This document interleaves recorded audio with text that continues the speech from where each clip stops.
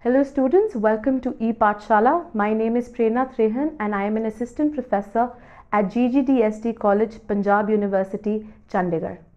In the present module, we shall be looking at the feminist approach to power and politics. In the module, we shall try to deconstruct the idea of femininity as well as womanhood. Furthermore, in the module, we shall try to explore the binaries between sex and gender. We shall also be looking at the idea of gender roles and performity and how the same have been impacted by the feminist movement. Furthermore, we shall be looking at the divide between the public and the private sphere and how the same have had an impact on determining the position of women in the society. Moving on, we shall also be exploring the ideas of sameness and difference within the feminist approach. Furthermore, we shall be looking at the conceptions of queer, disability, caste, and class, which form an important part of the feminist movement around the world as well as in India.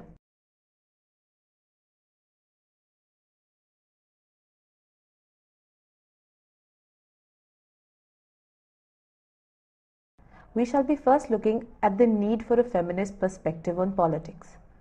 The Union Budget of India for 2013 to 14 contained a fairly interesting proposal setting up of women's banks everywhere in the country.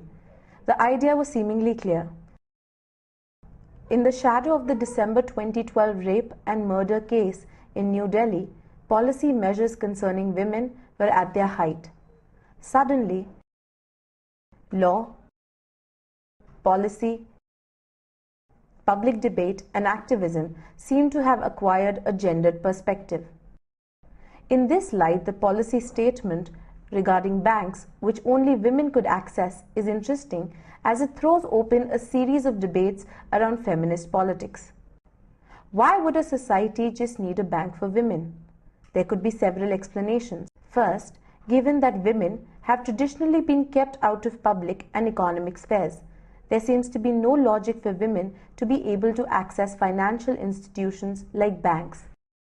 They simply do not need it till the gruesome rape and murder reminded us that women do inhabit the public spheres.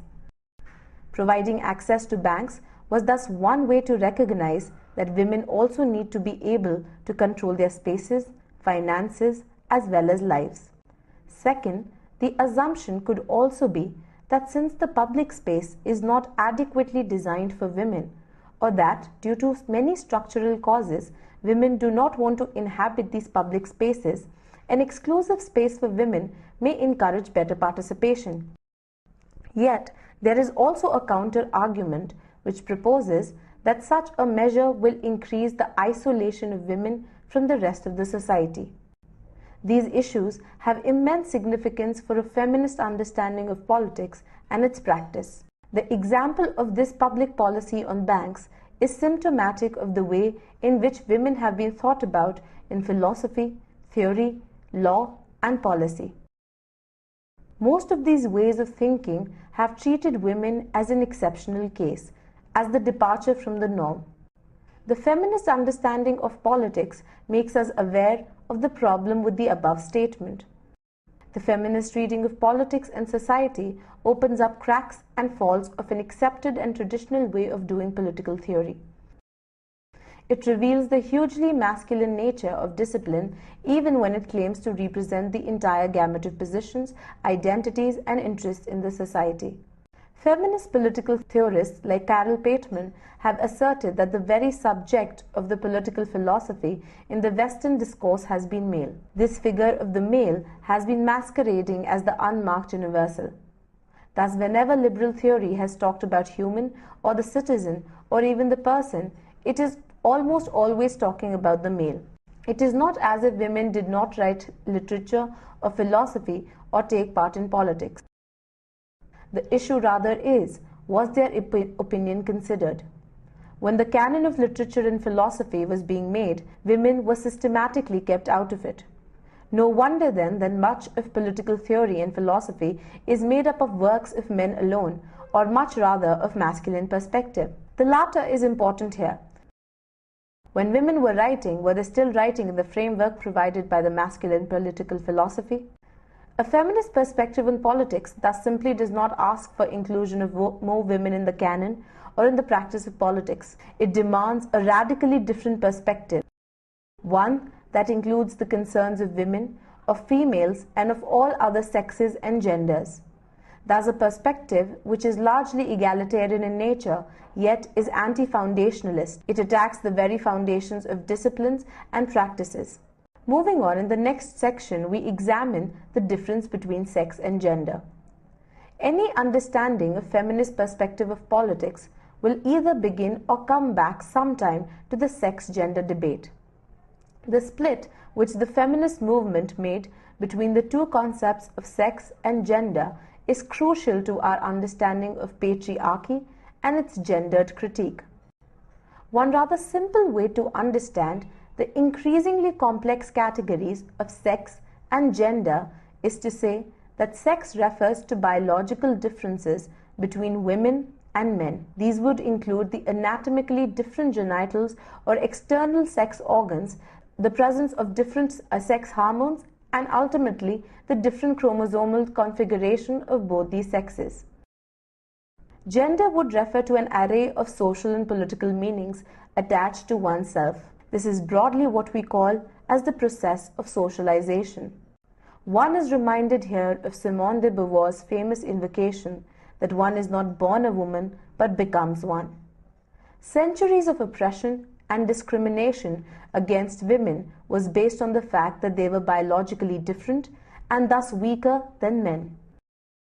This is problematic as the rationale presented for having different gender and professional roles and also discriminatory pay scales for women as against men. Men and women are socialized differently, even from before birth, based on which sex organ they seem to have.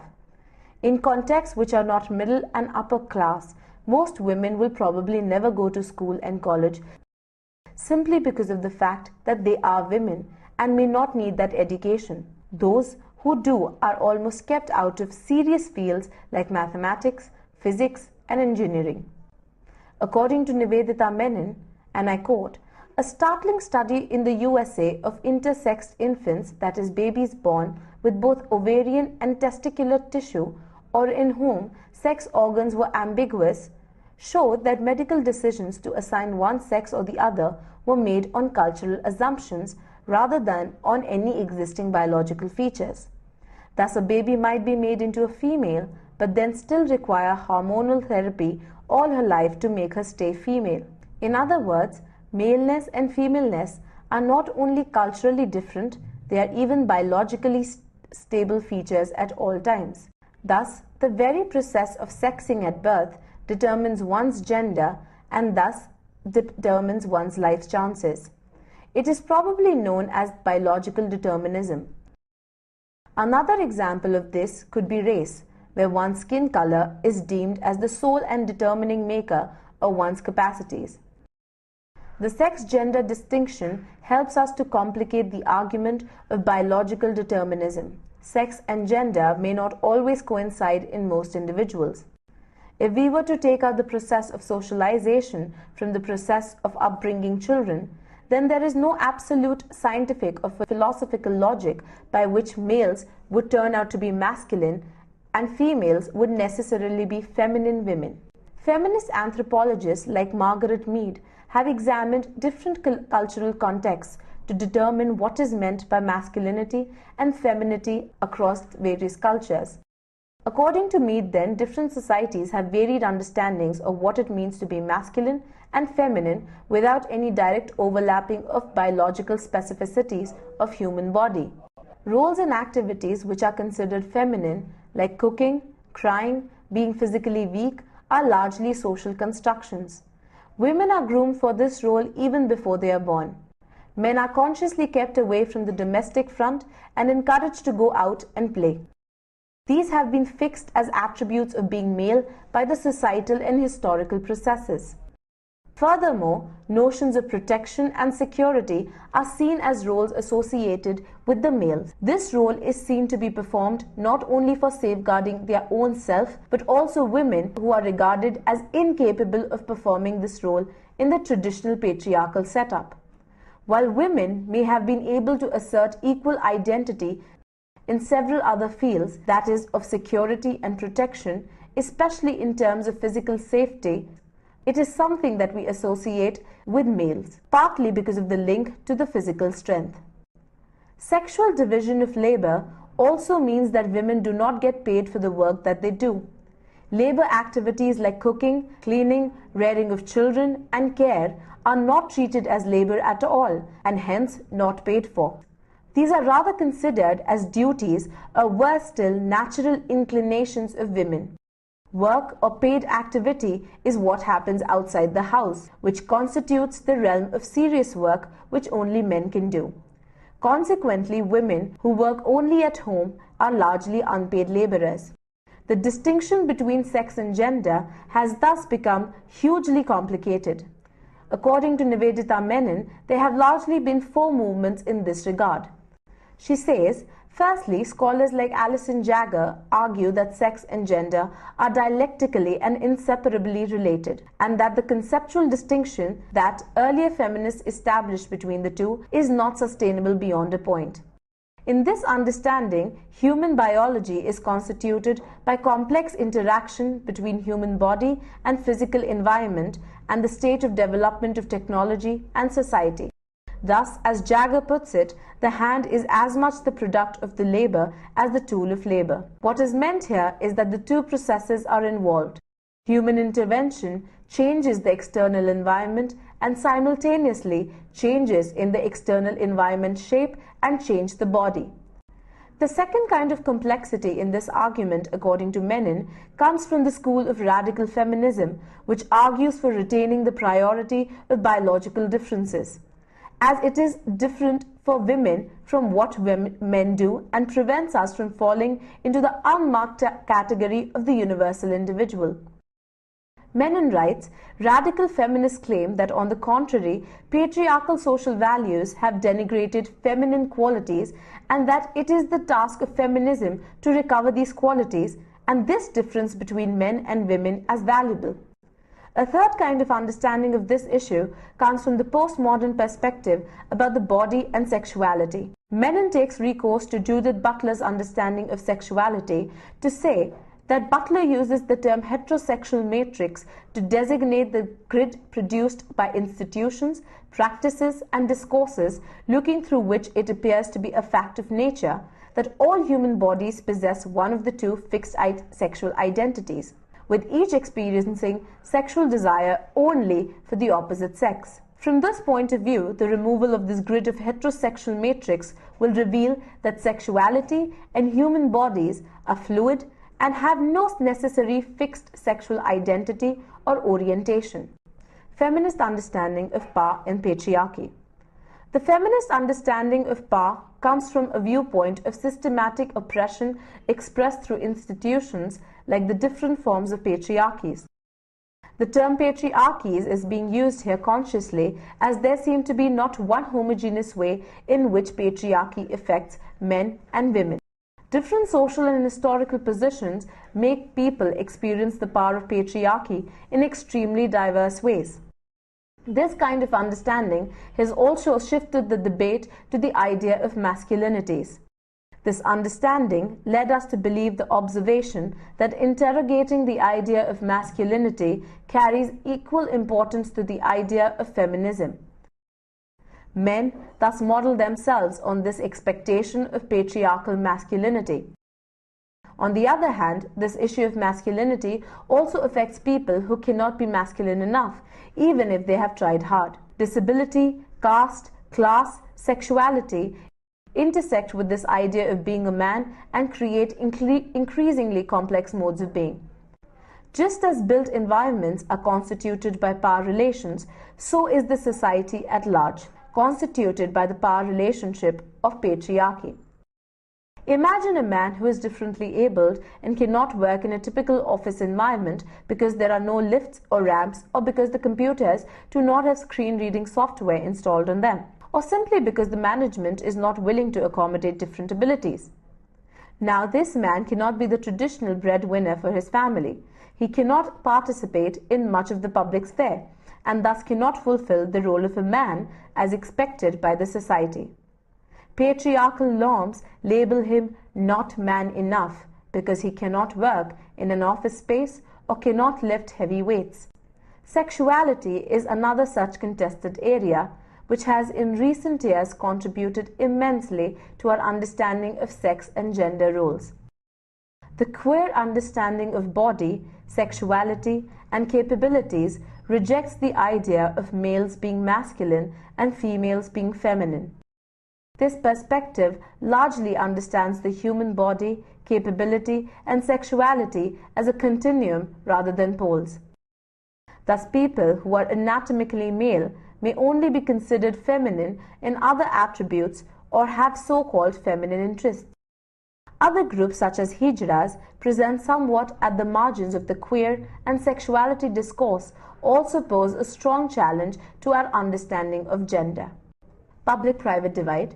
One of the central concepts which some branches of feminism have challenged is this divide between the public and the private spheres.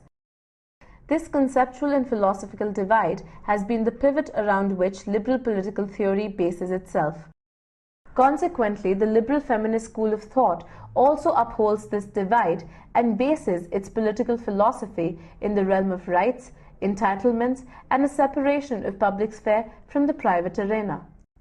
The challenge comes from the radical and socialist feminist schools of thought, which mount the argument that this artificial divide places politics firmly in the realm of public. Consequently, the private sphere gets depoliticized to the extent that issues like marriage, childbearing and rearing, adoption, surrogacy, divorce, property, domestic violence, and ethics of care become largely non-political issues. The significant insight that radical feminism brings to this debate is that personal is political. Aristotle considered that the political life is the highest life. We need to examine what is meant by political life here. For Greeks, this meant participating in the direct democratic structure of the city through taking part in discussions, debates, and finally voting. It is important to note that only propertied men who were born in the city were actually called citizens. Slaves, women, and aliens, that is, people born outside the city, were not allowed to take part in political process. Thus, we have here a structure where public is being collated with the political and male.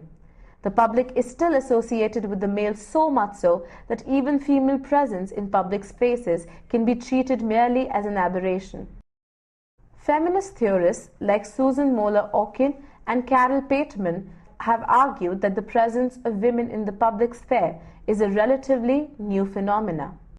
The debates on rape, sexual assault, and safety of women in the public spaces have almost always relied on the unsaid assumption that if women venture out, there will be consequences.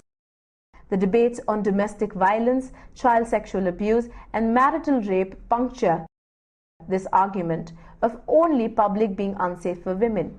In fact, theorists like Cynthia Enlow propose that violence women face in extraordinary situations like war is only an extension of the violence they face during peacetime in the private sphere.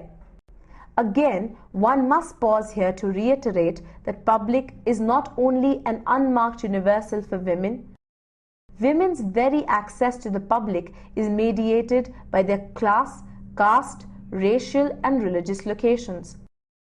The public-private debate also has implications for the central concept in feminism, that is the body. In traditional political philosophy, the body and mind have been treated as two distinct entities. Now, these are not just distinct but also hierarchical in nature. The mind has largely been treated as the superior faculty characterized by reason, rationality, and thinking. The other is the body, which is the realm of bodily functions and emotions, but more importantly, the site of unreason and irrationality. Conventionally, men seem to occupy the realm of mind, while women, with the emphasis on bodily functions like menstruation, pregnancy, and child rearing, inhabit the realm of the body. This division also links up to other such arbitrary divisions like public and private, culture and nature, masculine and feminine. The other discourses on the body come from queer and disability schools. The queer understanding of body decenters this discourse of the mind and body and focuses on the primacy of the latter. Sameness versus difference debate. Anne Phillips, Iris Marion Young, and Nancy Fraser have been a part of this very complex debate on the position of sameness and difference. The central question which this debate seems to address is, should women be treated differently because of their histories of oppression and discrimination and their present status of inferior? The argument against this position is that if women continue to be treated differently, their position as the weaker sex gets essentialized. This they need to be enabled or made capable to compete with the larger society. The sameness and difference debate is being used in fields like citizenship and multiculturalism. The initial idea is that of citizenship as common rights. This has obvious problems. This leads to homogenization, an oppressive form of universality, and erasure of unique differences among people and groups. This also means that what is promoted as common is actually a very specific form of male, white, heterosexual, and upper class perspective. This naturally harms many groups like women, African Americans, homosexuals, native inhabitants, etc. In response, Iris Marion Young proposes the concept of differentiated citizenship. This would ensure that while all the above-mentioned groups will get the universal citizenship rights, they will also be entitled to certain special group rights in order to overcome the disadvantage that incurs as a result of being parts of such groups of gender, sexualities, ethnic identities, etc. Intersections. In this analysis, we also realize that these debates do not exist in vacuum. We exist as a continuum of various cells across caste, class, gender, sex, ethnicity, and racial lines. Any discussion on feminist politics would be incomplete without an understanding about intersectionality of the feminist position. Caste and gender debates in India have matured greatly over the past decade. The theoretical impulse in this field came from Gopal Guru's evocative statement, "Dalit women speak differently." Women here are seen as markers of caste and sexual boundaries. Prem Chaudhary's work further analyzes these boundaries and what happens in case of transgression. Scholars like Sharmila Rege have made important contributions in the field itself. An interesting intervention in this respect has also been the vast number of autobiographies written by Dalit women. Susie Tharu and Tesajwini Niranjana look at feminist politics in India by examining issues like Mandal agitation and rise of Hindu fundamentalism. Tharu and Niranjana seem to be hinting at intersectionality with issues such as caste, class, race, religion, and sexuality complicating the gender dimension. The Shah Bano case is also one that poses difficulties in formulating a coherent feminist position in India. Let us summarize now whatever we've learned throughout the module. We realize the feminist understanding of politics and power goes against the normative as well as the dominant approach to understanding it. It deconstructs the idea of patriarchy to understand the marginalized voices of women who've been erstwhile put into the four domains of the private sphere. Firstly, it helps us look at the idea of sex and gender. As espoused by Nivedita Menon, even the biological facts of sex are not devoid of certain cultural assumptions as well as the idea of socialization. The works of Simone de Beauvoir are extremely crucial in understanding how a woman is not born but in fact becomes one. Thus, the idea of womanhood is not biological but socially emphasized and culturally imposed. Moving on, also the idea that was espoused by Carol Anish in the idea that personal is political. The fabrication and the division between the public and the private sphere forced women into the ideas of servitude. The idea that women's position was only to be limited to the four walls of the private sphere dissuaded them into moving into public spaces. Thus, this breaking down of barriers was essentially important for women to gain their natural position in the society. Furthermore, the idea that violence was not only limited to the public sphere, but in fact had many manifestations in the private sphere as well, given in the form of marital rape, domestic abuse, etc. In this idea, also, Carol Pateman's views of breaking down the idea of a universal character, which is essentially male, and including the feminist point of view is very crucial. Moving forth, we also include the ideas of queerty, the idea of disability, the idea of how women from different spheres of the society speak differently, not only to men, but also to upper class, westernized women, which is also of crucial importance to the radical feminists. The present module helps us understand how feminism and its approach has helped broaden the horizons of politics as well as understand power in a more nuanced manner. Thank you.